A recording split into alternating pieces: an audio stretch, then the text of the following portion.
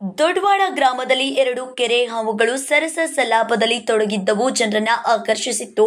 ಗ್ರಾಮದ ಈಶ್ವರ ಮುದುಗಪ್ಪ ತುಪ್ಪದ ಅವರ ಹೊಲದಲ್ಲಿ ಎರಡು ಉರುಗಗಳು ಸಲಾಪದಲ್ಲಿ ತೊಡಗಿದ್ದುದನ್ನು ರೈತ ಈಶ್ವರ ತುಪ್ಪದ ತಮ್ಮ ಮೊಬೈಲ್ ಕ್ಯಾಮೆರಾದಲ್ಲಿ ಸೆರೆ ಹಿಡಿದಿದ್ದಾನೆ. 10 ರಿಂದ 15 ಅಡಿ ಉದ್ದನೆಯ ಎರಡು ಹಾವುಗಳು ಕುರುಡು ಪ್ರೇಮ ಸಂಕೇತವೆನಿಸುವಂತೆ 1 ಗಂಟೆಗೂ ಅಧಿಕ ಸಮಯ ಸಲಾಪ ನಡೆಸಿದ್ವು.